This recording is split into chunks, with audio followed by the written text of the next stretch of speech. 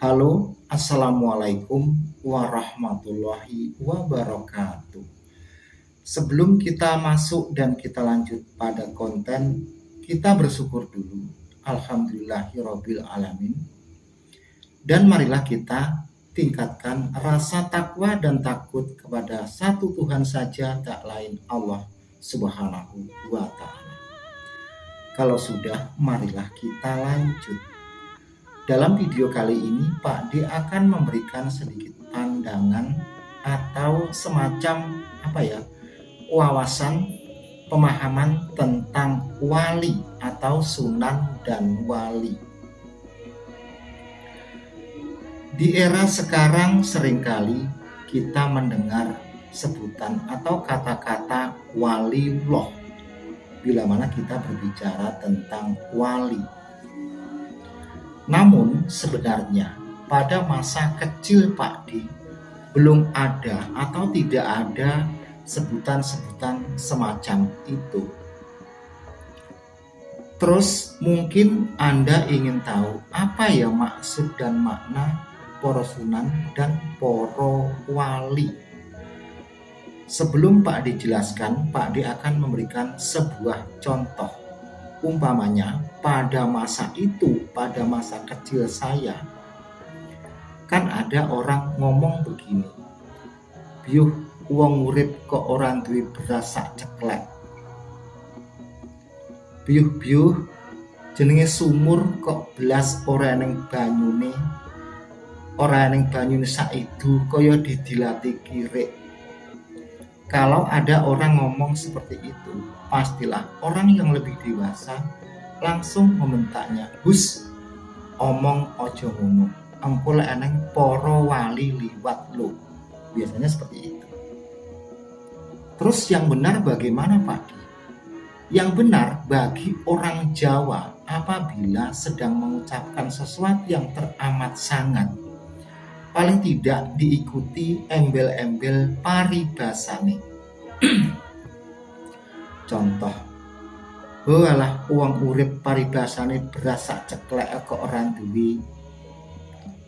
Contoh lagi, "Walah jenenge sumur paribasane banyu saiduwe ora eneng sat gereng kaya didilati kirik." Jadi itu kalau untuk orang Jawa.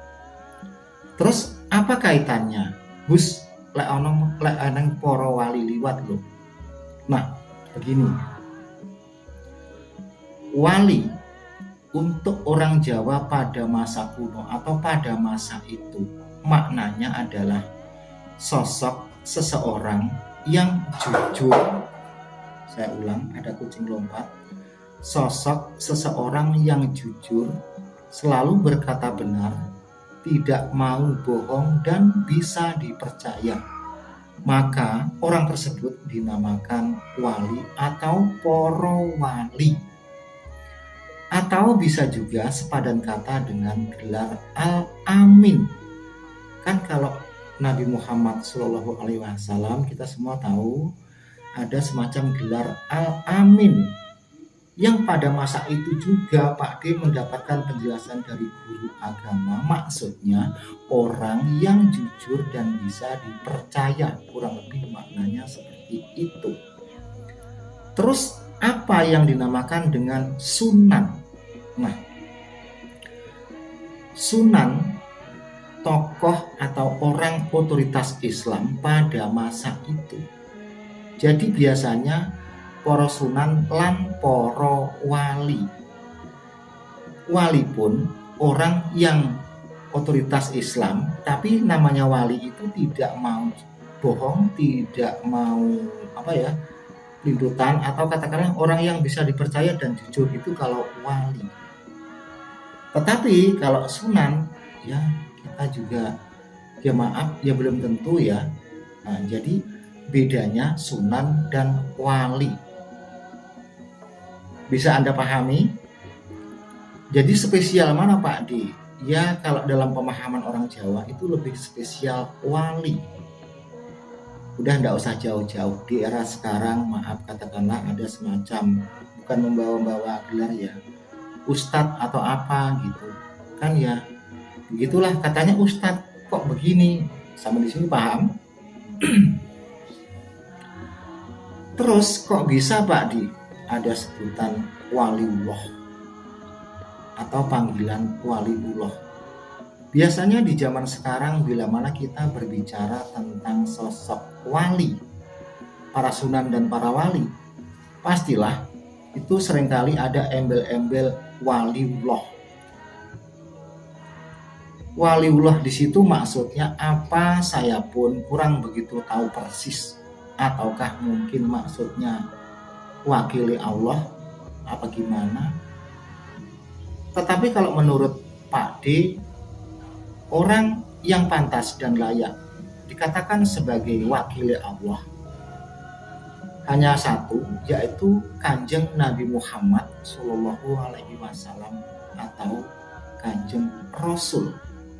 Sudah jelas Nabi Muhammad adalah Rasul. Rasul artinya utusan. Jadi di sisi kiri katakanlah, Kanjeng Nabi Muhammad menyampaikan kepada umat. Di sisi kanan Kanjeng Nabi Muhammad mendapatkan sesuatu atau berinteraksi dengan Allah, makanya dia adalah Rasul. Sedangkan para wali atau para sunan, orang yang melanjutkan dan mengembangkan serta menyebarkan apa yang diajarkan dari Kanjeng Rasul atau Kanjeng Nabi. Jadi para wali dan para sunan yang dia dapat itu bukan langsung dari Allah, melainkan dari Rasul atau dari Nabi. Paham? Nah, karena Pak D juga tidak tahu apakah makna dan arti waliullah tersebut. Karena pada masa kecil Pak D atau pada masa remaja itu tidak pernah diajarkan atau ada sebutan-sebutan semacam itu. Umpamanya wali songo, wali ini Allah atau waliullah. Sungguh tidak ada. Pada tahun 1988 hingga 1999 itu Pak D belum pernah atau tidak pernah mendengar kata-kata waliullah. Ya baru-baru ini. Seingat Pak D yang Pak D ingat, kata-kata waliullah dan lagu Lir Ilir itu begini. Pada saat itu ada dua judul lagu yang diproduksi pada zaman Kepingan. Yang pertama lagu Sholawat Lir Ilir. Yang kedua adalah lagu yang ada liriknya Wali Songo Waliullah. Pertama kita berbicara lagu dulu. Lagu Lir Ilir yang asli karya cipta Sunan Kalijogo atau Raden Said itu larasnya Selendro Manyuro atau Selendro Mayor. Begini. Leriler tandure wosumiler tak ijo royo-royo tak senggo penganten anyar.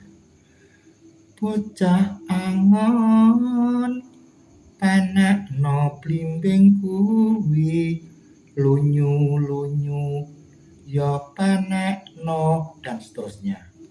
Itu lir ilir yang asli, bukan diulang-ulang. Leriler leriler tandure wis sumilir cah angon tidak begitu. Ya. Tetapi pada saat itu muncul lirik atau syair lir ilir yang dibubuhkan pada lagu sholawat. Paham betul ya antara syair dan lagu. Adapun liriknya dan lagunya begini. Leriler leriler tandure wis sumilir tak ijo royo-royo tak senggo penganten anyar, tak senggo penganten anyar. Itu bukan lagu lir ilir, melainkan lirik atau syair ilir-ilir dibubuhkan pada lagu sholawat. Adapun yang versi sholawat itu tadi, ya itu versi minor. Sedangkan bagi yang paham musik atau lagu mayor dengan minor itu sudah berbeda jalur. Ya toh? Terus ada lagi lagu Turi-Turi Putih. Karya siapa itu? Sunan Giri enggak salah ya itu ya. Itu yang asli. Itu larasnya pelok. Bukan turi